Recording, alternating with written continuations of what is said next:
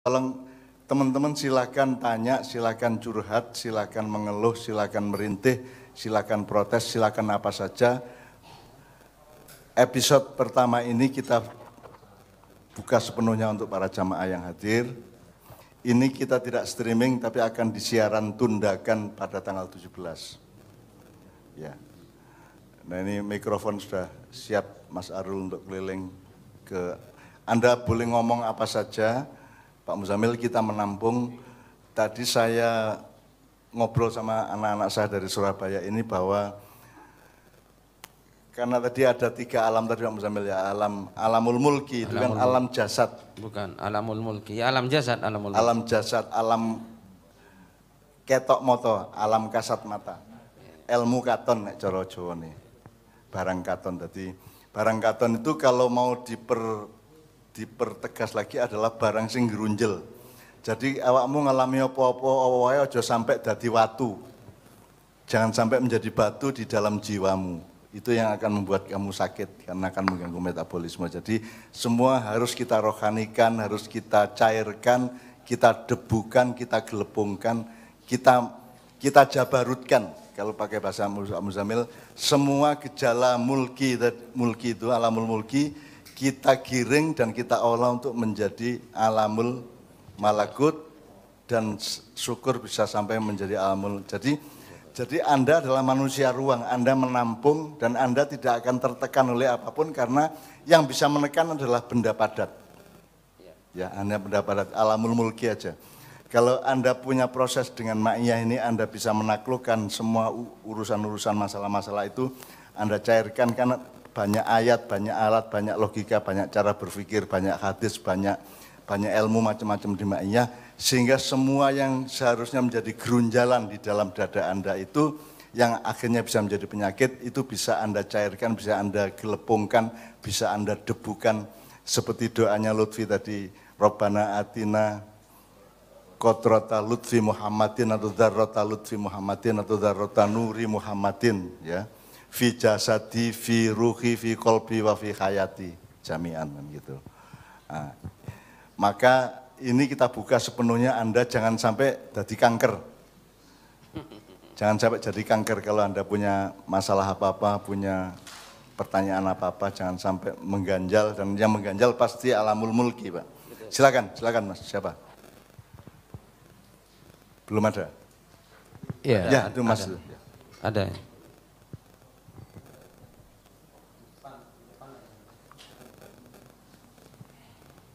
Enggak apa-apa dari tempatnya, tapi berdiri. Dari tempatnya kalau bisa. Berdiri ya. Nah, berdiri.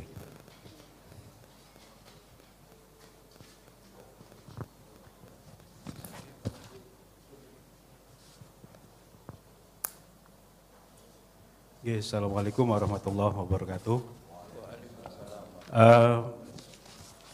Saya dari Kabupaten Balangan, Kalimantan Selatan, Banun. Jaraknya sekitar, nama saya Imam Bukhari. Jaraknya sekitar 150 km dari Banjarmasin. Sepertinya saya sekarang lagi menjalani apa itu namanya tadi, subhanallah, walhamdulillah, wala ilaha illallah, wallahu akbar. Dan hari ini saya sudah berapa hari berada di pesantrennya Yai Muzamil karena ada alasan, ada latar belakang masalah, dan saya mesti ke tempat beliau. Dan sampai sekarang ini berada di sini.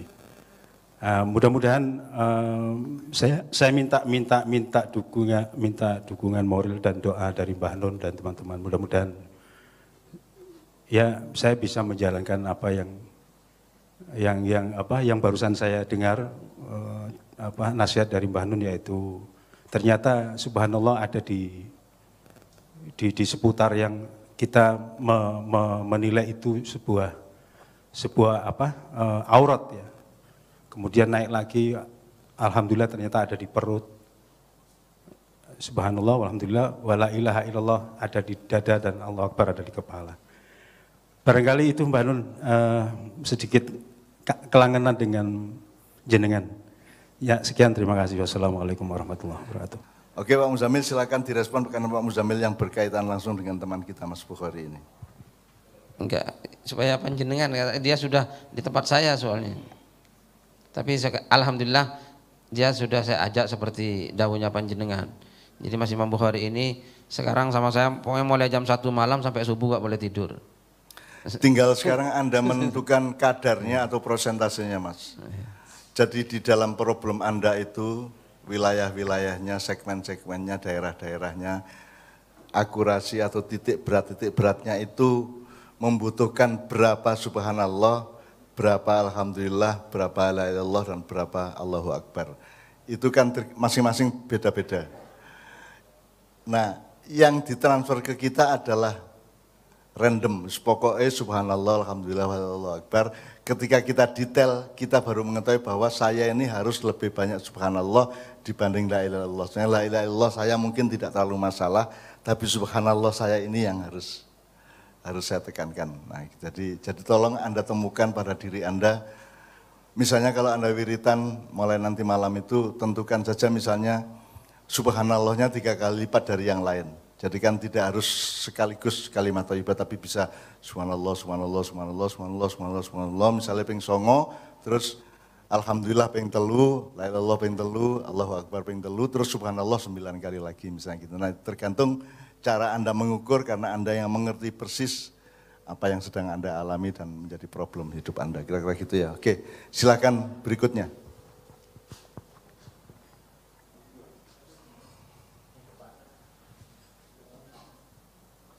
Assalamualaikum warahmatullahi wabarakatuh.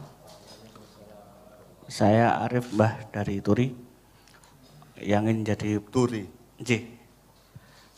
Pertanyaan saya bahwa dalam kehidupan kita sudah berusaha maksimal, sudah berusaha, terus kemudian kita juga sudah berdoa kepada Allah dan kita serahkan kepada Allah karena ada beberapa pilihan, terus kemudian kita istikharahkan. Tiba-tiba muncul misalnya poin A gitu. Tetap bagaimana hukumnya seandainya kita tidak mengerjakan sesuai yang kita istikharahkan. Secara hukum agama kita juga itu bagaimana? Apakah kita dianggap sebagai syirik ataupun musyrik atau seperti apa? Saya kurang tahu. Saya kira itu bukan ranah hukum, itu ranah logika dan ilmu Pak ya. Jadi kalau Anda tanya sama Allah, Allah ngasih tahu hijau, tapi kok Anda konsentrasinya ke coklat, itu kan berarti Anda ngibuli. Bukan melanggar hukum, tetapi Anda mengecewakan Allah yang sudah memberitahu Anda mengenai hijau gitu loh. Nah, saya tahu kenapa Anda dikasih tahu hijau kok terus Anda milih coklat dan lebih konsentrasi ke coklat, karena menurut jalan berpikir Anda coklat ini yang lebih relevan, lebih produktif, lebih menghasilkan dan seterusnya. Anda tidak tahu bahwa kalau Allah ngasih hijau, itu Allah yang memegang rahasia hijau itu. Nah, masalahnya di sini bukan ilmu tapi iman kepada Allah. Kalau Allah sudah kasih hijau, sudahlah, wis lakonono ae. Itu sama dengan gini Mas, Anda disuruh sholat 5 waktu sebenarnya cukup enggak? Saya tanya. Kalau ngelihat jasanya Allah, rahmat Allah kepada manusia, terus awakmu matur nuwune ini kepada Allah itu dengan sholat 5 kali sehari cukup enggak? Kalau Anda Tuhannya, kalau Anda Allahnya, terus arek-arek sembahyang mek ping 5 itu cukup agak. Wong kon nesing kari nesing ngidu karo ngidu, ngeden kari ngeden, mangan karek mangan. Kok kon sembahyang mek ping 5 padahal uripmu 24 jam sehari. Bahkan mungkin 24 jam kita sholat terus-menerus pun sebenarnya ada banyak pasal yang lain yang membuat 24 jam ibadah itu tidak cukup juga. Gitu ya. Tetapi Allah memudahkan kita dengan memberi batas yang sangat minimal, sudah 5 kali aja kan gitu Mas Jamil. Sangat minimal itu. Sebenarnya kan yang tidak cukup kalau dihitung-hitung. Rasa terima kasih kita kepada Allah, ya apa rambutmu cukul-cukul dhewe lak wis.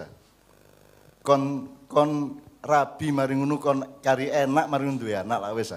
Kon dikon gawe anak dhewe ya gak iso, ya toh. Ya toh. Supaya kon karek nrimo karek enak wis. Dadi sembayang ping 5 iki gak cukup. aslinya. Nah Allah akan kecewa kalau dia sudah memberi petunjuk terus kita tidak menerimanya dan tidak. Itu kan menggambarkan ketidakpercayaan kita kepada petunjuknya Allah. Kira-kira gitu Pak Muzamil ya. Kalau dari segi agama gimana Pak Kiai Mas? Ya gini, Maksudnya itu termasuk tindakan yang seperti apa gitu? ya tadi itu beliau sudah menyampaikan, itu jawaban beliau itu sudah agama. Jadi kalau kita gitu ya, artinya agama itu jangan fikih saja. Nah ini karena dalam jagat kita ini fikih dominan, orang selalu bertanya ini haram apa sunat apa makruh apa mubah, selalu seperti itu ya. Padahal sebetulnya kalau seandainya fikih itu tidak dominan, maka kan yang dominan kan rasa antara kita dengan Allah Ta'ala. Artinya begini loh, seperti sholat kata beliau tadi, mestinya itu bukan wajib kalau bukan bahasa fikih. Tapi masa agak nyembah Allah? Nah gitu loh ya, itu kan rasa jadinya, ya apa enggak? Rasa, dan itu lebih dalam daripada hukum. Karena kalau hukum kan kalau kamu kerjakan berpahala, kalau kamu tinggalkan dosa. Ini kan akan paksaan. Ya apa enggak? Tapi kalau pakai apa yang disampaikan beliau itu bukan ranah hukum, tapi ranah Iya ini pertanyaan Anda. Kalau menurut agama bagaimana itu sangat menggelisahkan saya karena Anda betul-betul terpenjara oleh cara berpikir agama dan Islam yang sampai ke masyarakat sampai hari ini. Iya betul.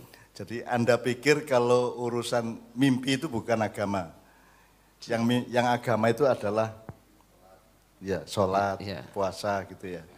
Terus padahal hubungan dengan Allah kan bukan hubungan hukum tapi hubungan cinta. Hubungan cinta. Jadi ya Anda menyakiti hati Allah lah. Lah hukumnya ya apa ya awakmu mengecewakan Allah gitu ya. Rumangsamu apa Anda lebih tahu dari Allah? Allah udah kasih tahu kok, Anda tidak percaya kan begitu. Iya, betul. Karena menurut kamu, jangan lupa ya, kita itu kan tidak mengerti yang di depan kita Mas. Kita tuh kan sesuk ya opo kan orang ngerti gue. Jadi manusia itu pandangannya hanya sejengkal ke depan. Sehingga putaran suatu keadaan sebab akibatnya produk dan hasilnya modal dan produknya itu, kemudian laku tidak lakunya semacam itu kan tidak bisa kita hitung. Makanya jalannya untuk segala sesuatu yang tidak bisa kita hitung itu dengan ilmu itu jalannya adalah tawakal kan gitu.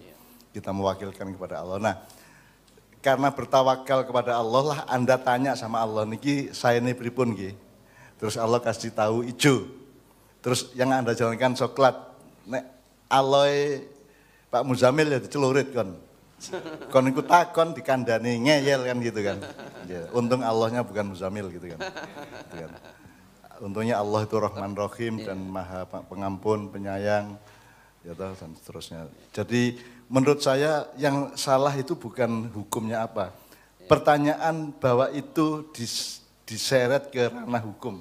Itu bukan soal hukum deh. Soalnya aku itu soal rasamu nang Allah. Pekewoh, kowe kan gak ngenaki ta. Aja meneh nang Gusti Allah kon nang Surabaya kesasar ana wong jenenge Pak Lutfi. Pak Lutfi iki dalan ten ampel ten pundi rono le. Wis didudui rono kon malah menggok nengen kan gitu. Nah kan Anda kan menyakiti hatinya Pak Lutfi kan begitu. Jadi itu masalahnya bukan hukum. Itu masalah rasa dan masalah hati ya, hubungan itu hubungan kasih sayangmu menjadi terluka karena Anda tidak mempercayai orang yang sudah Anda tanya dan sudah menjawab kan begitu. Nah kalau Pak Mustafa mengatakan itu su'ul adab, jadi perilaku yang buruk, gitu ya. Anak itu rasa takon, wis tabrakan wae, sak karep-karepmu. Tadi saya mengatakan manusia memang tidak bisa menghitung sebagaimana Allah menghitung kan Pak Mustafa. Jadi kalau kita pikir yang laku itu kacang, terus ketika kita tanya kepada Allah, Allah bilang jagung. Menurut hitungan bisnis kita yang laku itu kacang bukan jagung. Orang yang percaya kepada Allah akan jualan jagung karena Allah mengerti rahasia jagung pada langkah kedua atau ketiga atau keempat. Nek langkah insannya yang laku kacang. Tapi mungkin ada langkah berikutnya yang min haitsu la yahtasib tadi, itu kan begitu Pak Muzamil ya. Betul, betul. Mudah-mudahan tidak mengecewakan Anda dan saya ikut matur kepada Allah, ya Allah ampunilah dia karena dia memang produk dari pemahaman-pemahaman Islam yang sangat yang fikih sentris ya. Betul, fikih sentris. Fikih sentris yang sangat terlalu memperhitungkan segala sesuatu dengan fikih. Jadi umbelene hukumnya apa? Kan gitu. Ngempoi hukumnya apa? Ngempoi ngerti Mas? Ngempoi itu ngentut ditadai nganggo tangan terus diseleki cangkeme apa? Irunge kancane iku jenenge ngempoi. Hukumnya apa? Ya kamu menyakiti dia. Bisa aja dipasalkan secara hukum Bisa, ya. Itu mengganggu ketentraman orang lain bisa apa ya? Betul. Apalah bisa juga, tetapi hukum itu tidak bisa menampung semuanya, Mas. Ya. Hukum itu adalah tajaman dari akhlak, ya. Iya. Jadi akhlak lebih luas daripada hukum. Makanya kalau di makyah awal kan Anda tahu bahwa tataran pertama itu takwa, terus akhlak, baru fikih kan begitu. Nah, pertanyaan Anda adalah pertanyaan fikih untuk hal-hal yang sebenarnya Akhlak. Yang sebenarnya urusannya akhlak. Nah, sekarang urusan akhlakmu dengan Allah bagaimana kan begitu. Jadi bukan pertanyaan hukum itu. Betul. Meskipun Allah karena akhlak buruk Allah juga bisa menghukum, bisa juga. Betul. Gitu. Tapi kalau Anda tanya fikihnya apa, enggak ada itu. Iya. Enggak ada. Ya sebenarnya gampang kalau mau dijawab fikih, tapi kan masa kita sudah berada di akhlak kok mau turun ke fikih. Turun ke fikih gitu loh. Jangan kecewa ya Mas ya. Memang begitu pemahamannya Mas. Memang Maksudnya begitu. terus gini Pak, misalnya yang muncul A, kita mengerjakan B, terus bagaimanakah kita menggiring ke arah A gitu loh. Nanti gini, kalau sampean tidak patuh kepada petunjuk Allah yang A, nanti sampean akan terbentur berkali-kali. Dan sampean setelah terbentur nggak bisa apa-apa baru kembali. Apa mau kebentur dulu berkali-kali baru ke A atau langsung ke A saja?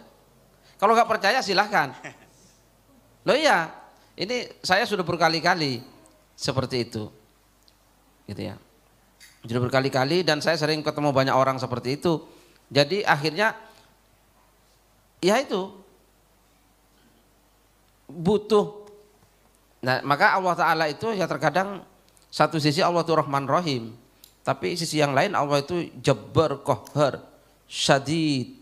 Nah itu ya karena terkadang ada orang ngeyel itu, maka dibentur baru dia akan kembali. Nah menurut saya daripada sampai kebentur-bentur dan sampai loro kabeh sebaiknya langsung ke A saja. Jadi Allah itu intinya Allah itu lebih mengetahui apa yang tidak kita ketahui gitu Pak ya. Di Quran sangat banyak ayat itu Pak. Antum la anak-anak lamba antum la ta'lamun itu ya. Wallahu ya'lamu wa antum la ta'lamun. Wallahu ya'lamu wa antum la ta'lamun. Iya, ya. Nah, mari kita menanamkan kesadaran bahwa lebih banyak hal yang tidak kita tahu daripada yang kita tahu. Jadi sejauh-jauh ilmu manusia, meskipun kamu sudah meyakininya, belum tentu itu yang terbaik karena itulah sebabnya kita bertawakal kepada Allah yang lebih tahu. Itu sebabnya ada istikharah. Apa sebabnya kita istikharah? Karena kita tidak tahu apa yang Allah tahu, kan begitu. Kira-kira gitu Mas ya. Istikharah itu artinya kan minta dipilihkan.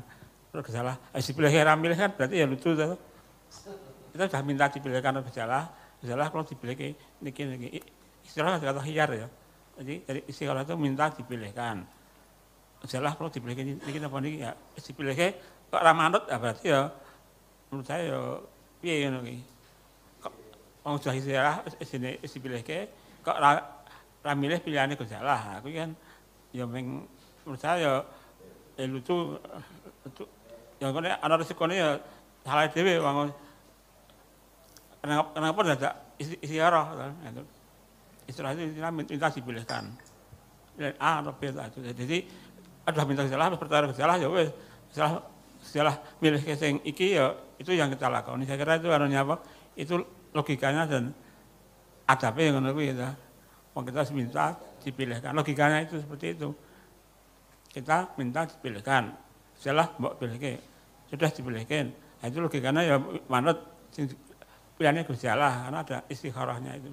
Saya kira kita sudah punya pelengkapan alat-alat yang dikasih oleh Allah untuk mempertimbangkan segala sesuatu itu. Nek panjen mentok tenan ya wis manuto karo sing ngekeki karo Allah. Dadi nek dikon salat ping 5 wis ping 5 lah wis ngene lah. Tambah salat sunat kan gitu. Jadi hidup itu kan cuma dua, patuh atau ikhtiar. Ijtihad. Apa? Jadi Anda cari sendiri, tanggung jawab sendiri, nanggung sendiri, atau Anda dicarikan, tapi yang mencarikan Anda ikut tanggung jawab, kan begitu kan. Jadi kalau Allah sudah memberi petunjuk kepada Anda, jangan lupa Allah bertanggung jawab terhadap petunjuknya kepadamu, kan gitu. Nah kalau kita tidak mau menuruti petunjuk Allah, berarti kita juga meremehkan bahwa Allah itu melindungi kita dalam hubungannya dengan petunjuk yang dikasih ke kita itu. Gitu Mas, kira-kira ojo nesu Mas ya. Ya pancen urip ngono kuwi cen angel. Urip iki gampang-gampang angel gampang. Gitu kan. Kadang-kadang ketoke angel tapi ngledek gampang, kadang-kadang ketoke gampang tapi wangel karo-karuan ya ono. Memang itulah dinamika. Itulah romantika hidup kan gitu. Memang begitulah asiknya di situ. Dan makanya itu manusia Mas yang dikasih begitu cuma manusia, kalau malaikat enggak. Malaikat langsung. Malaikat itu pokoknya dikotomis, ya ireng putih titik, iki elek iki apik titik. Yang baik pun langsung sudah diregulasi oleh Allah. Malaikatnya tidak perlu memproses kan begitu. Betul. Tidak perlu, pokoknya sudah pasti baik. Kalau setan iblis pasti buruk kan gitu. Kalau manusia di antara keduanya, maka manusia adalah makhluk yang aksani takwim, itu artinya dia yang paling lengkap. Di dalam dirimu itu ada binatang, di dalam dirimu ada peceren, di jerone atimu ku ya ana jumblung barang ya ana. Ya, di jerone awakmu ku ana malaikate, ana setane, ana iblise, ana semua makhluk Allah yang lain ada pada diri manusia. Bahkan Allah sendiri ada di dalam diri manusia. Ya, ada hadis itu. Pak Muzamil ada ayat apa? Satu yang kamu sangka itu baik, nah, padahal sesungguhnya itu tidak baik bagi kamu. Nah, dan sesuatu yang kamu tidak baik ternyata itu sesungguhnya baik bagi kamu. Itu kan ada ayatnya, mungkin Pak Muzamil. Ya, fasa antakrahu syai'an wa huwa khairun lakum wa asa antuhibbu syai'an wa huwa syarrul lakum. Itu ya. Nah itu saya kira problem rutinnya manusia di segala zaman. Allah mengatakan apa yang kamu pikir buruk itu jangan-jangan itu yang baik untukmu, dan apa yang kamu pikir baik ternyata itu buruk bagimu. Itulah sebabnya kita istikharah Mas. Itulah sebabnya kita harus terikat, mengikatkan diri terus kepada tasim billah itu ya. Maka kita gandolan Gusti Allah terus itu karena kita itu ilmune terbatas. Ketoke apik tapi ternyata elek, ketoke elek ternyata apik. Asa antukrihu syai'an wa huwa khairul lakum wa asa antuhibbu syai'an wa huwa syarrul lakum. Nah, karena manusia hidup di dalam dinamika atau ketidakmenentuan di wilayah abu-abu nek cara modern ya, di daerah abu-abu, maka kita membutuhkan kejelasan mengenai hitam, kejelasan mengenai putih. Itulah sebabnya kita bergerak dari abu-abu ke hitam atau putih itu minta dituntun oleh Allah, karena Allah yang Maha tahu mana yang baik, mana yang buruk untuk kita. Nah, kalau sudah dituntun ya gelemo. Menurut saya gitu ya. Iya. Ya ikut aja. Iya, dan banyak masalah manusia itu dari di situ sebetulnya. Mas, ketika saya tamat SMA itu Cak Fuad itu tamat IAIN, Cak Mif itu berhenti kuliah di Fakultas Farmasi UGM, kakak saya yang nomor 2. Ayah saya meninggal dalam keadaan punya hutang sangat banyak sekali, ibu saya setengah mati, rumah kita dijual, kayu dijual, meja kursi dijual, dipan dijual, sampai tidak punya apa-apa sama sekali. Kami 15 bersaudara, adik saya Cak Nas sama Cak Dil berhenti sekolah hari itu juga. Saya juga tidak meneruskan kuliah di Fakultas Ekonomi UGM karena kami sangat-sangat miskin.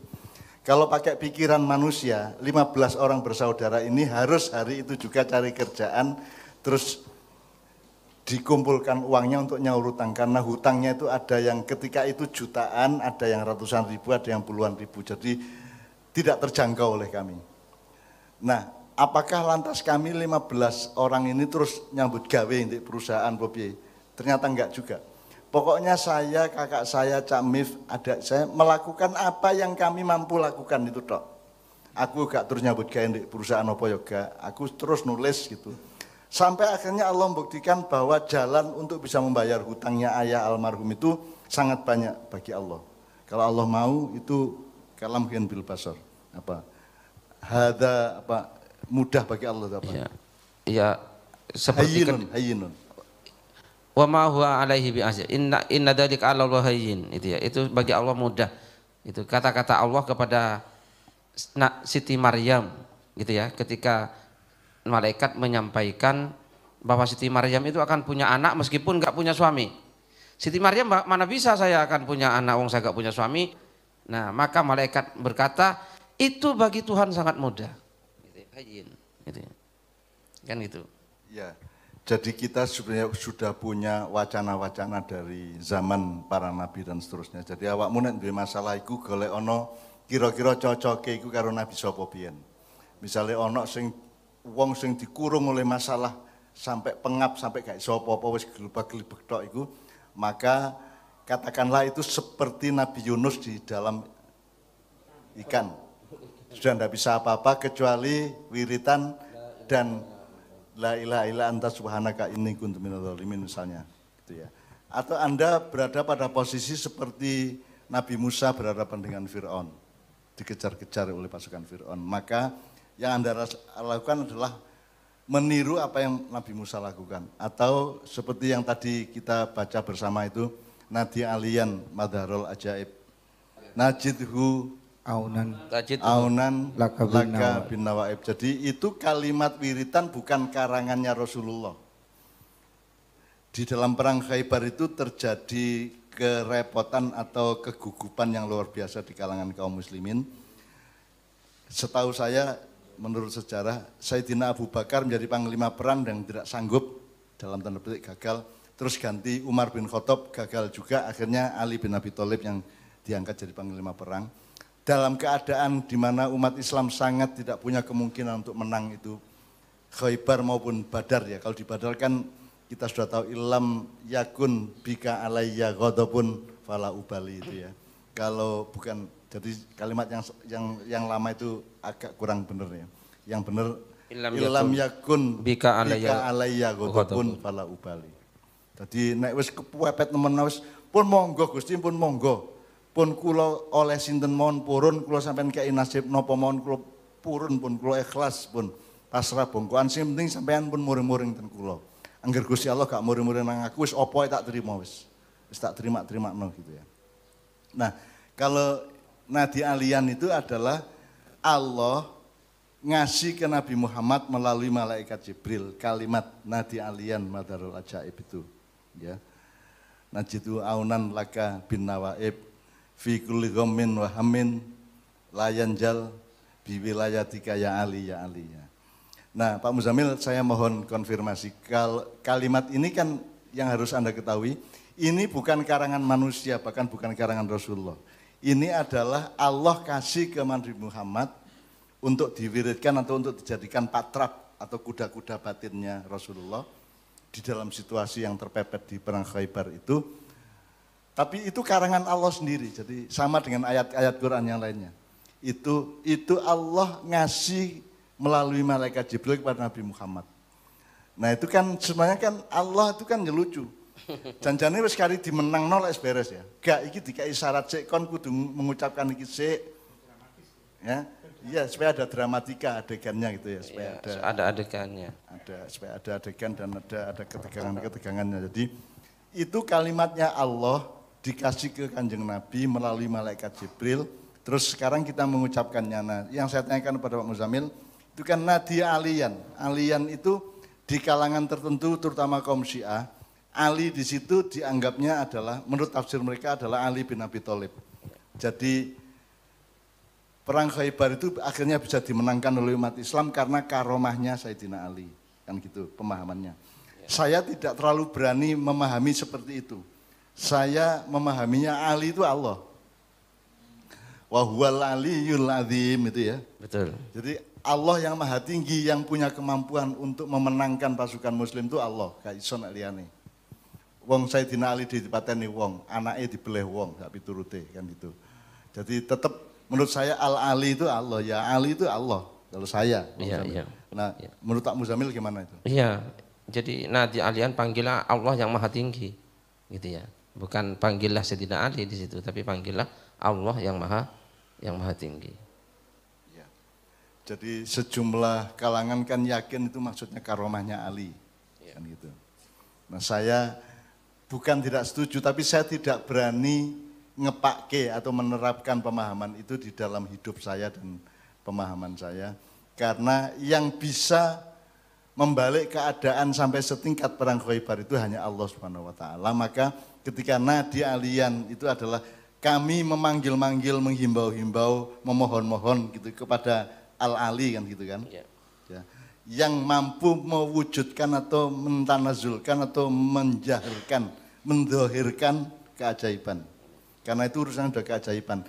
Maka itu saya sangat concern untuk memakai itu karena sekarang ini Mas, kamu ngomong Indonesia, kamu ngomong dunia, kamu ngomong umat manusia, kamu ngomong umat Islam, kamu ngomong NU, Muhammadiyah, ngomong apa saja, jajal, iso gak ngerubah wae.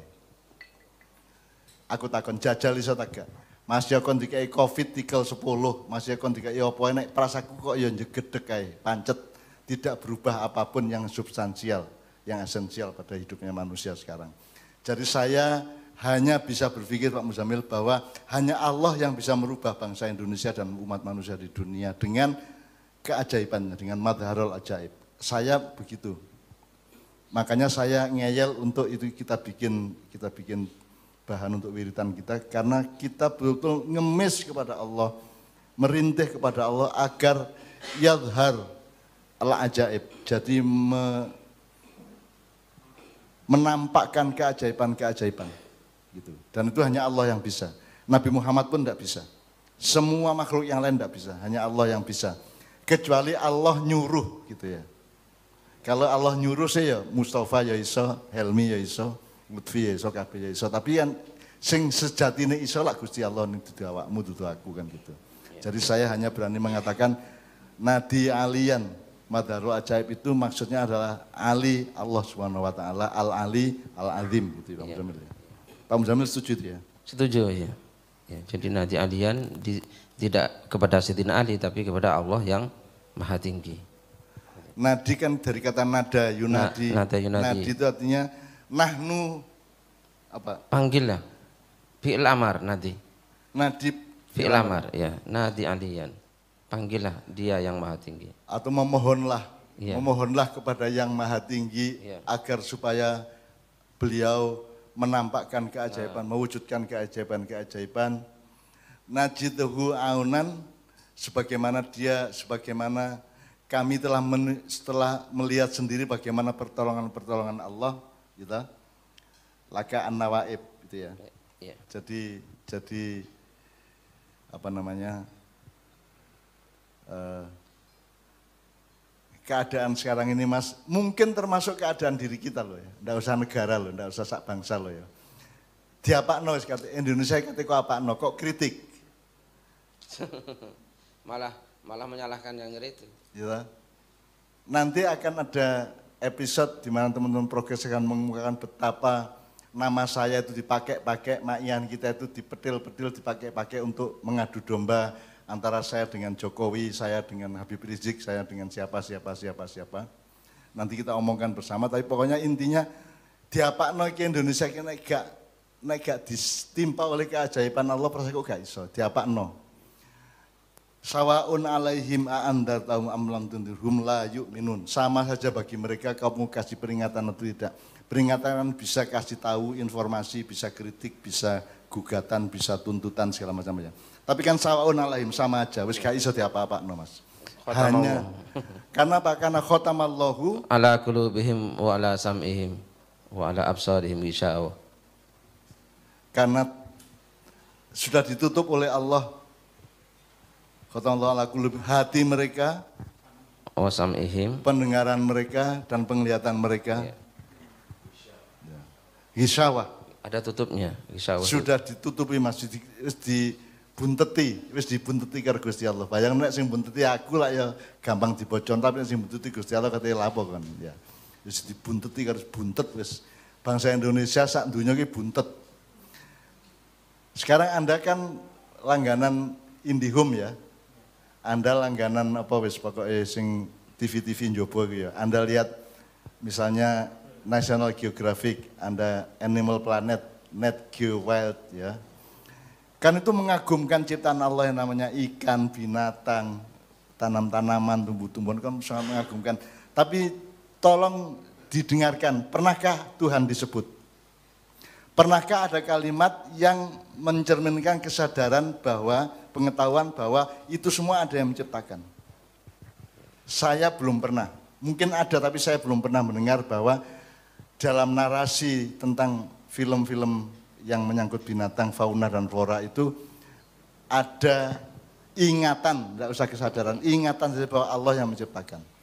Jadi seolah-olah binatang itu menciptakan dirinya sendiri, kalau kanguru itu menciptakan sistem pertahanannya di kakinya yang dua itu, kalau macan begini, kalau hyena begini, seolah-olah mereka menciptakan dirinya sendiri dan tidak ada satupun narasi di film-film itu, di features itu yang menunjukkan atau yang mengatakan bahwa semua itu diciptakan oleh Tuhan. Terserah ngomongnya Tuhan namanya siapa terserah, tapi kan tidak ada sama sekali. Tidak ada. Jadi gak ono harapan Mas wong di dunia iki katil apa dapurane taek kabeh ngene iki. Apa?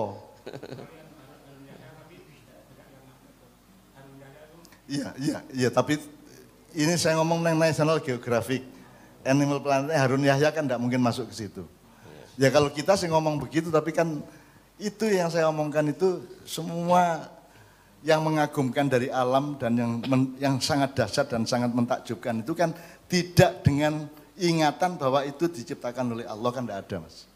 Loh, terus mau selamat? Nah aku Gusti Allah ya tak gejroh ndase ya. Tak gejroh, tak banting di tembok ngono, cangkeme nyilih, cangkemmu ngene tak sabetno ndek cagak ngene, nek jare Kartola ngono ya. Kan gitu. Jadi kalau Tuhan tidak Rahman Rahim, kalau Tuhan tidak menganjurkan rahmatan lil alamin, saya tanya, yang mana dari perilaku manusia sedunia yang membuat mereka bisa selamat? Yang mana? Termasuk umat Islam, termasuk kaum muslimin. Satu contoh Muzamil, sholat Jumat itu kan begitu pentingnya. Menurut saya itu kan strategi sosial yang dihadiahkan oleh Allah kepada umat Islam. Iya. Setiap Jumat kita kumpul, menurut saya manusia kemudian berjihad. Setelah kamu sholat Jumat, kamu kan bisa ngelumpuk terus berunding. Kalau di desa ya apa sawahmu, ya apa tanduranmu, pupukmu, ya apa kon duwe benih tagak, ono hama tagak gitu ya. Jadi terus kalau di haji itu kan setelah jumroh itu kan ada tempat-tempat di mana umat Islam sedunia itu bisa rapat, bisa musyawarah. Iya. Tapi kan tidak boleh oleh Arab Saudi. Iya. Kan tidak boleh kita kumpul-kumpul seperti itu. Bolehnya cuman yang ibadah mahdhah saja, sa'i, jumroh, ya toh, tawaf, wukuf, gitu. Tapi kalau ada inisiatif untuk konferensi musyawarah, internasional gitu, ya. Kongres internasional setiap tahun kan dahsyat itu. Luar biasa. Luar biasa. Nah, wong umat Islam sendiri menghalangi hidayah Allah untuk menolong mereka. Terus Arab selamat piye? Arab selamat piye? Dapurane menungso di dunia ini. Selamat ya apa? Apa nih? Wong kon niku dikeki apa-apa. Aja meneh kok matur nuwun nyebut sing ngekeki gak. Nyebut sing ngekeki lho gak. Ya ta Pak Muzamil ya? Betul. Ndak layak selamat kalau bahasa puisinya, ndak layak selamat. Jadi kalau ciloko, kalau kita dihancurkan oleh Allah itu kan wajar sekali, logis gitu ya, kompatibel, memang begitu sebab akibatnya. Untung kita bikin ma'iyah yang pekerjaannya pekerjaan produktivitas akhirat. Ya. Jadi semua yang kita lakukan ini selama puluhan tahun ini kan produktifnya kan produktif akhirat ya. Perlindungan oleh Allah, kelancaran rezeki di dunia, tapi juga nanti keselamatan di surga kan begitu Pak ya, insya Allah ya. Amin, amin. Jadi tak dongakno awakmu nek kene kabeh iki nomor 1 bebas dari azab, Nomor loro, gak direpoti oleh penyakit-penyakit dunia apapun. Sejauh ini kita bukan sombong, tapi alhamdulillah aku ya takon arek Surabaya apa ono sing kena tagak Covid, gak ono. Arek Jakarta KC ya alhamdulillah gak ono. Beberapa bulannya lalu pada waktu bulan Mei Juni ada teman kita satu di Hannover di Jerman yang kena Covid 1 orang, tapi sudah sembuh dan sehat walafiat sekarang. Dan tak dongakno awakmu sing teko niki oleh Allah gak mek dilindungi dari penyakit dan memolo, tapi oleh Allah dikasih rizki yang tidak terduga. Mbu ono air rezekiku ono air gitu ya. Amin ya rabbal alamin. Gitu Pak Muzamil ya. Ada berikutnya Mas, monggo Mas. Mas Ilmi. Oke, silakan Mas. Assalamualaikum warahmatullahi wabarakatuh. Waalaikumsalam warahmatullahi Assalamualaikum buat dulur-dulur semua. Saya Maruto Aji, asalnya dari Gunung Tilu, Jawa Barat.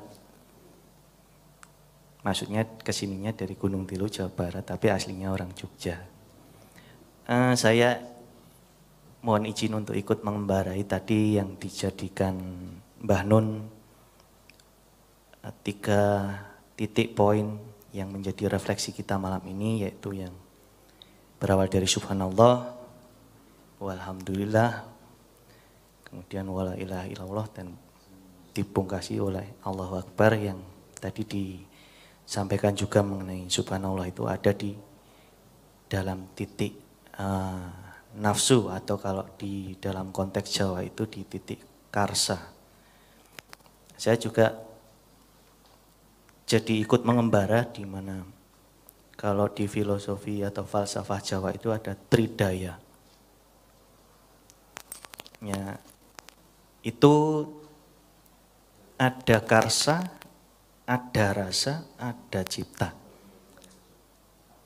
Jadi kalau kita melihat dalam hal penciptaan alam semesta itu berarti ada karsa dulu. Entah itu karsanya Allah itu sendiri atau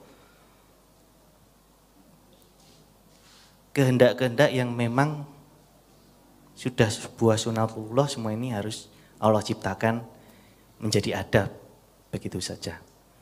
Nah, kemudian kita hubungkan dengan tadi yang namanya subhanallah, itu kan maha suci Allah yang berkehendak karena ada karsa. Kemudian tadi Mbah Nun menaikkan lagi ke dalam titik tubuh manusia, yaitu di urusan pelut. Di situ ada urusan rasa. Rasa itu bisa antara perut dengan dada, karena tadi di situ ada kolbun, ya, hati.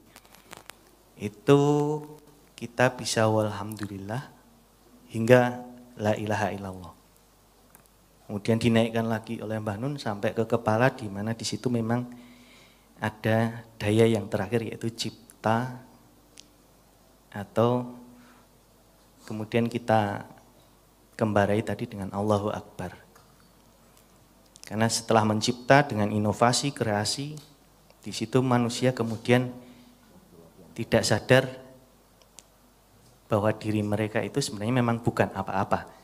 Tapi akhirnya menjadi ada, sehingga mau tidak mau akan menyampaikan bahwa Allahu Akbar. Nah, saya tadi juga mencermati, kemudian mengalir diskusi mengenai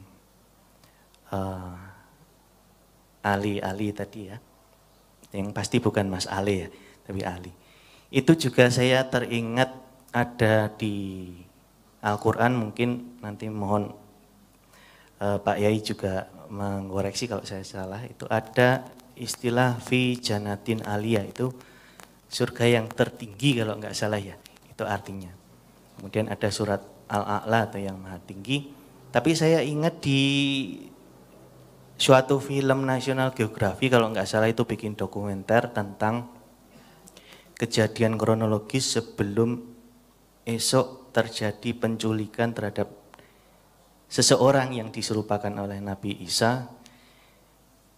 Malam dini hari itu Nabi Isa pun berdoa kepada Allah dengan menyebut dalam bahasa Ibrani, mungkin kalau salah nanti bisa dikoreksi, di situ menyebut Eli Eli lama sabaktani. Nah itu artinya Allah, mengapa engkau meninggalkan aku? Nah mungkin bisa jadi itu tak adik gaduk. Tadi Mbah Nun juga menyampaikan Ali yang ditunjukkan itu adalah yang Allah itu sendiri. Karena di dalam bahasa Ibrani itu juga Eli atau Eloi itu menunjuk pada hal yang sama. Nah, kemudian saya mengembarai lagi bahwa kita sampai kepada titik nadir dalam peradaban saat ini. Allah mencipta suatu makhluk yang hanya berapa ukurannya, mungkin nano ya, karena dilihat dengan mikroskop pun nggak bisa. Tapi seluruh dunia sudah gempar sedemikian hebohnya hanya dengan suatu RNA kecil yang ternyata kemudian dilabeli oleh manusia itu menjadi suatu penyakit dalam bentuk virus yang kemudian kita mengenal dengan SARS-CoV-2 atau nama bekennya itu COVID-19. Sampai hari ini kita semua sepertinya seolah-olah bingung untuk berhadapan dengan makhluk yang kecil ini, karena ini masuknya tataran yang gaib. Kalau orang awam memang tidak dapat melihat, tapi para ahli-ahli yang memang sudah menguasai teknik-teknik untuk melihatnya itu bisa melihat, merasakan kehadiran makhluk tersebut. Nah, ini semua juga bagian dari cipta Allah untuk merubah tatanan peradaban yang memang beberapa waktu terakhir ini mungkin saja hasil peradaban, hasil cipta, rasa karsa manusia ini sudah sedikit dalam tanda petik mungkin saja menurut pandangan Allah itu melampaui batas. Sehingga Allah menurunkan makhluk kecil ini untuk membuat batasan-batasan baru di dalam kehidupan manusia saat ini, yang kemudian yang saat ini umum kita lihat ada yang disebut apa itu social distancing ya, yaitu kita setidaknya diminta untuk jaga jarak, kemudian jaga nafas dengan diberongsong pakai masker dan seterusnya. Di sisi lain kita lupa bahwa jika kita mengamati informasi-informasi yang beredar, sebenarnya virus tersebut karena wujudnya itu hanya untaian RNA ya, bukan DNA. Kalau misalnya virus HIV itu yang sudah terkenal beredar di bagian-bagian yang tadi disebutkan subhanallah tadi, itu jelas lebih kokoh kalau dipandang dari sisi ahli molekuler. Tapi kalau RNA ini suatu zat yang mudah rusak sebenarnya. Jadi kalau kita lihat barang yang sebenarnya sudah didesain Allah itu sangat rapuh, sangat rentan saja, itu bisa membuat dunia ini segempar ini. Lalu bagaimana ketika Allah itu memasang makhluk-makhluk besar yang dalam bentuk pasak-pasak di muka bumi ini dalam bentuk gunung-gunung. Ya kebetulan belakang rumah saya itu gunung yang puncaknya 3, makanya disebut Gunung Tilu. Di situ terhampar tanaman-tanaman seperti permadani yang manusia kadang lupa untuk menyebut alhamdulillah. Karena kok bisa ada tanaman-tanaman tumbuh di ketinggian seperti itu, sementara di Gunung Merapi mungkin di ketinggian tersebut sudah berupa padang pasir. Untuk sementara itu dulu pengembaraan yang saya peroleh malam ini. Nanti monggo Mbah Nun atau Pak Yai juga apa kira-kira pengembaraan ini akan terus berlanjut atau bagaimana? Saya Derek. Assalamualaikum warahmatullahi wabarakatuh. Sangat bagus Mas. Itu sangat menggembirakan kita sebagai pekerja dan aktivis Ma'iyah ya. Jadi tadabbur dan analisis atau permenungan-permenungan seperti itu sangat kita butuhkan bersama. Jadi mungkin itu bisa ditulis sebenarnya Mas ya. Iya, barusan saya mau nyampaikan itu, tulis wae nanti kita tolong kirim ditulis. ya. Okay. Meskipun media kita ya cuman itu, Ya, tapi Pak Muzamil, kenapa orang bertobat? Ya, taubat itu artinya akan kembali ke jalan semula. Ya. Ya, ya. Berarti dia selama ini dia tidak berjalan di jalannya. Iya, betul. Berarti salah. Betul. Nah, salah itu bisa keliru, bisa dosa, bisa zalim, bisa macam-macam ya. Betul. Nah, pertobatan itu kan hanya dikenal oleh wacana agama, padahal pertobatan itu kan sebenarnya satu petunjuk bahwa kamu harus menghitung kembali, kamu harus mencari kembali jalan yang lebih tepat kan begitu. Nah, sekarang Anda seperti yang Anda katakan barusan, kan sekarang tidak ada pertobatan apapun Mas dari COVID ini. Apakah COVID ini membuat manusia bertobat? Tidak. Tidak. Bertobat itu maksud saya, apakah ilmuwan sedunia itu kemudian melakukan introspeksi terhadap kemungkinan mereka keliru? Kan tidak juga. Kan tidak juga. Apalagi di Indonesia, tidak jelas informasi dari pemerintah, dari ID, dari sejumlah dokter yang mandiri dan seterusnya. Jadi tidak ada pertobatan dalam arti ilmu, dalam arti pemahaman hidup dan seterusnya. Jadi memang nek dikai RNA ya mengono kuwi Mas. Wong dia punya peluang untuk tidak bertobat loh. Mungkin memang harus dikasih yang DNA, harus dikasih yang lebih berat. Makanya saya niteni ini apa ini yang akan disuruh Allah ini, api, apa air, apa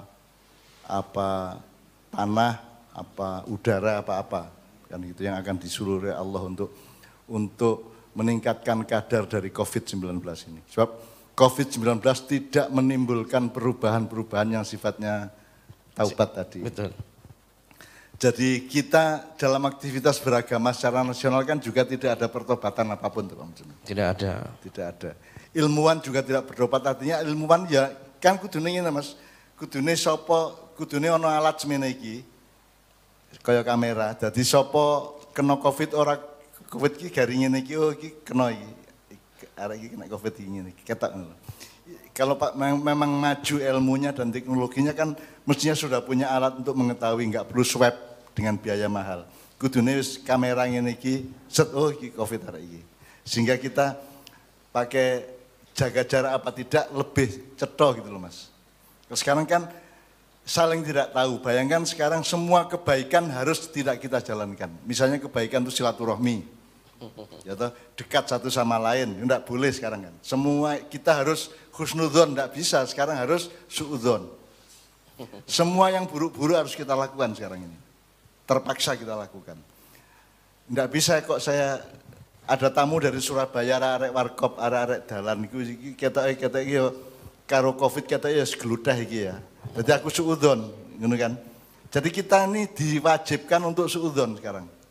Oleh regulasi negara, oleh aturan, bahkan oleh hukum negara.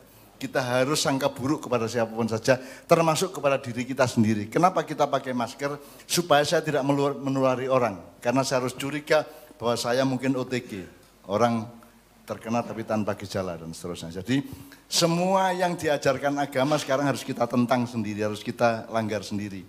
Silaturahmi, takorup, ya. Takorup itu enggak boleh sekarang Mas, harus tabaut ya. Jaga jarak toh. Social distancing itu bahasa Arabnya tabaut ya. Tabaut. Tabaut. Jadi harus berjauhan satu sama lain. Nah terus nek lanang karo wedok bebojoan tabaut lah gak dadi-dadi kok iya. Ya. Jadi sekarang takorup itu buruk, yang baik adalah tabaut kan itu. Silaturahmi itu buruk, yang baik adalah firok,